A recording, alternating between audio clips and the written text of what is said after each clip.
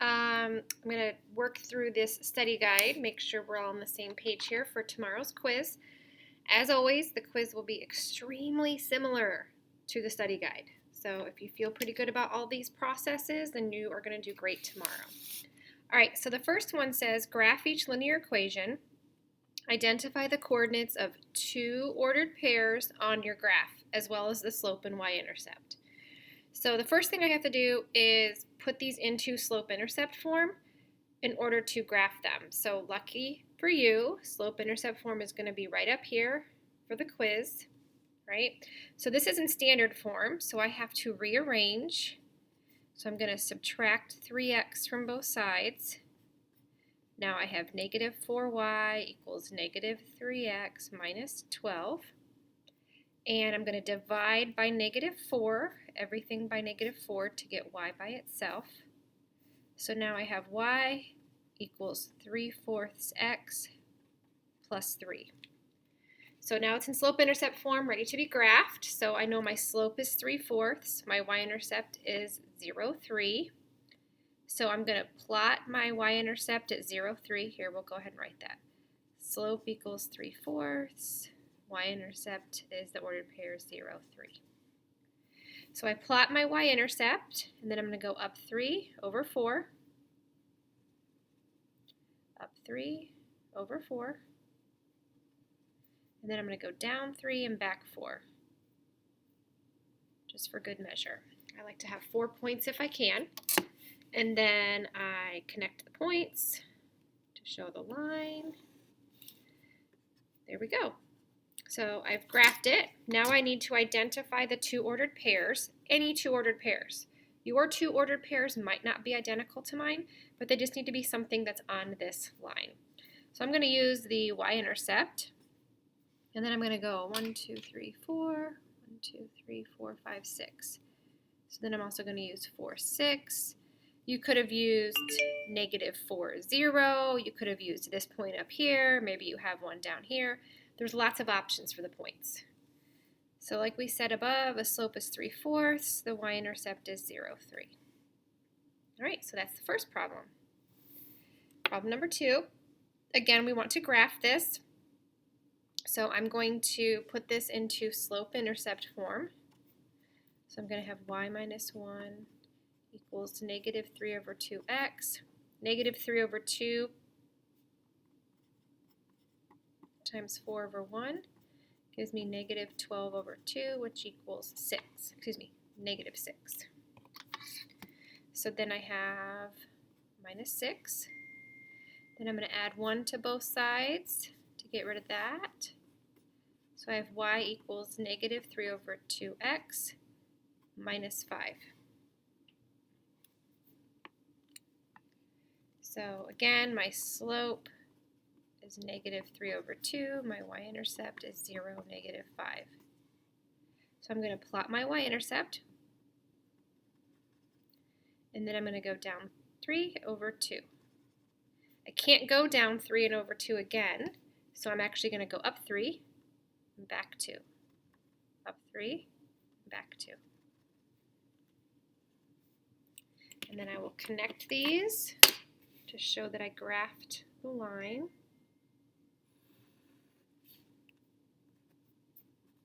Okay, so then I'm going to pick any two of these ordered pairs that I feel like. So I'm going to use 0, negative 5 as one of them because that's my y-intercept. And then maybe I'll go negative 2, negative 2. And again, you could have used any points that you had on your line. My slope, like we said above, is negative 3 over 2. And my y-intercept is 0, negative 5. So that's the first page. Hold on, my phone is blowing up. Put this my ringer off. Okay, and so that's the first page. Page 2, we are writing the equation with the given information in all 3 forms. Yay! You guys love this stuff, I can tell. You're like so excited to see how you did on this. All right. So I have 2 points. So for all three equations, first thing I'm going to do is find the slope. So remember the slope formula is m equals y2 minus y1 over x2 minus x1. So I'm going to label these. So what I have here is negative 2 minus negative 6 over 1 minus negative 3. So these are both going to turn to addition problems. So I end up with 4 over 4, which equals 1. So my slope is 1. I don't have a y-intercept. So what I have to do is use point slope form. Remember, it's on the front. So I've got y minus y1 equals m times the quantity x minus x1. Y minus, and it doesn't matter which ordered pair I use for this point slope form. I'm going to use the ordered pair I'm given first. That's just how my brain works. So y minus negative 6 equals 1 times the quantity x minus negative 3. So these become positives. So I have y plus 6 equals x plus 3. Subtract 6 from both sides. Y equals x minus 3. So this right here is actually, I'm sorry, not that stage. Hold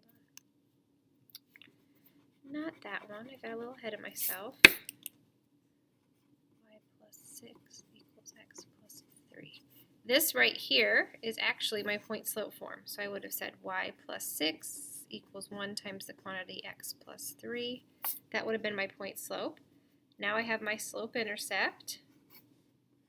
Y equals x minus 3. And all I need last is standard form. So this is where I would subtract x from both sides. X plus y equals negative 3. I can't have a negative x, so I have to divide by negative 1, our favorite trick in math. So now I have x minus y equals 3. And that's how I get my standard form. So I started out with point slope, changed that into slope intercept, rearranged to make that into standard form. So let's go ahead and try number 4. I'm sorry these look a little bit blurry. I don't know what's going on with the Elmo. All right, so quite a few people asked me about this yesterday, like how do I start this? I have a point and I have the y-intercept. Well, let's not forget that the y-intercept is really an ordered pair where x equals 0. So now I have 2 points again. So I'm going to do my slope, y2 minus y1 over x2 minus x1.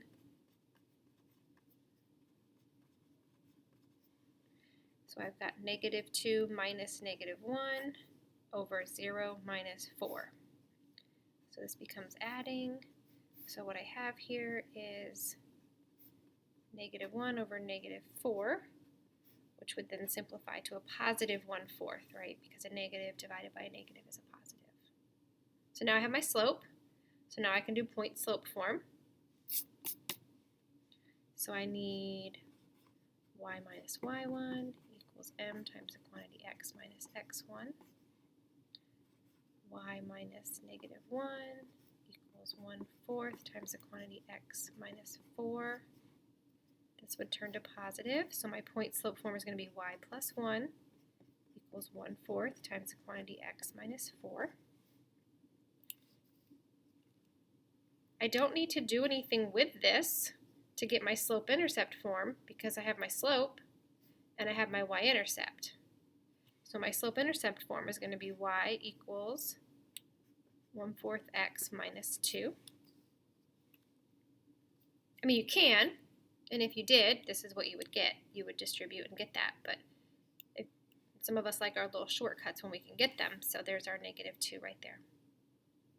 Okay, so now I need to take my slope intercept form and change it into standard form. So I'm going to subtract 1/4 x from both sides. So I have negative 1/4 x plus y equals negative 2. And then if you remember, a for standard form, this coefficient right here cannot be negative, and it also cannot be a fraction. So the way to clear this is I'm going to multiply everything times negative 4. Because negative 4 times negative 1/4 is going to give me just 1x. Then I'm going to have minus 4y.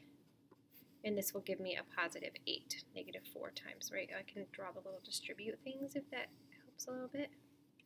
So my standard form is x minus 4y equals 8.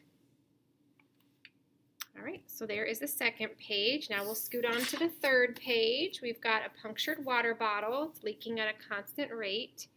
The table below shows the amount of water remaining over the duration of the leak. Use this information to complete these problems. All right, so we need an equation in slope-intercept form.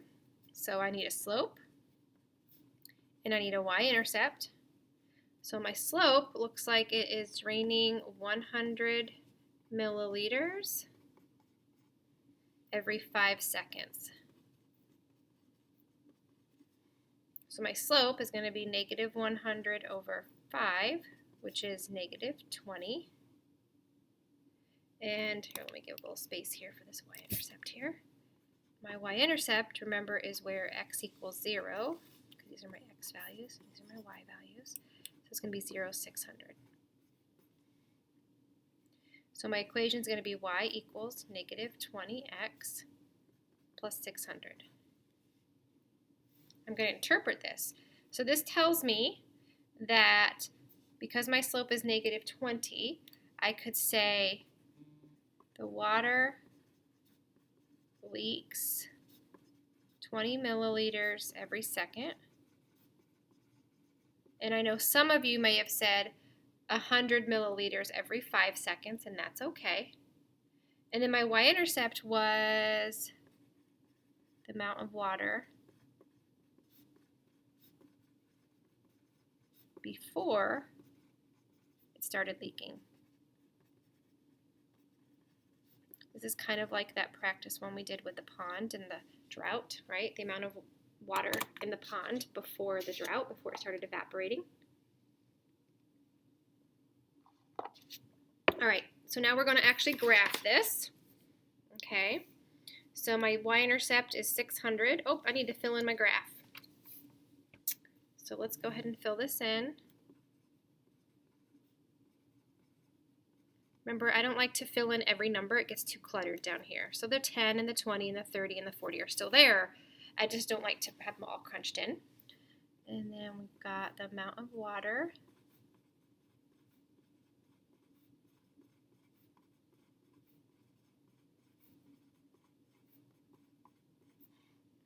So I start at 600.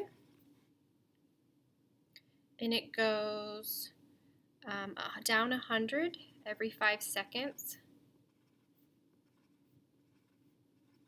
Right? If you went by the down 20 every second, you would just have teeny tiny little dots in between each of these, if that's how you decided to graph it. So then I'm going to connect these points. Wonderful. So that's going to give you 2 points for correctly graphing it. How much water will be remaining after 30 seconds? Well, there's a couple things you can do here.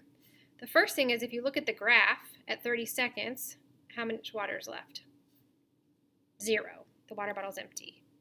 But if you don't want to use that option, you can go back up here to your slope-intercept form, and we know that negative 20 milliliters per second, so 30 seconds, and it started at 600.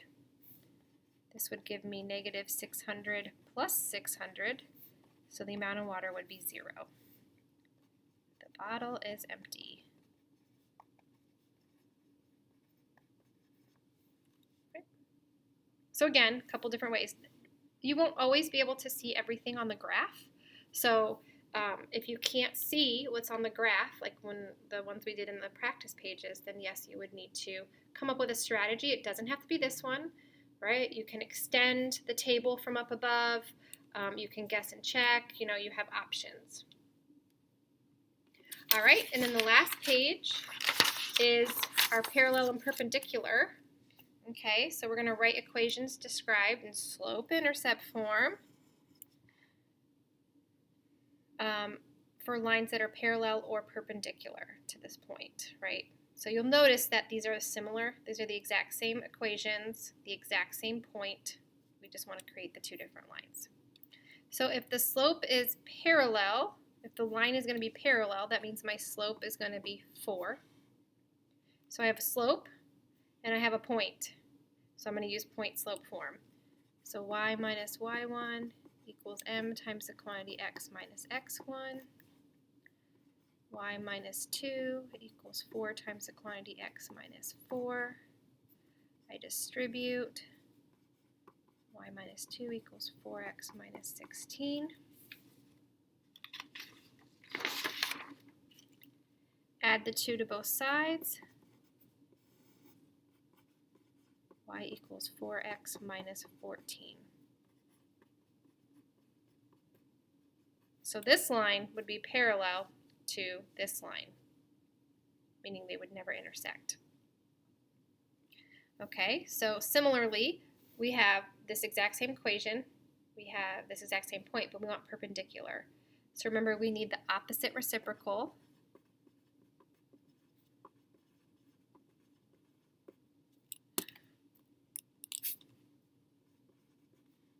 So if what I'm given is 4, the opposite reciprocal would be negative 1 over 4 because it's the opposite type of value and it flipped.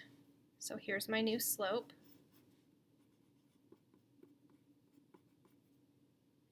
And I'm going to use this same point.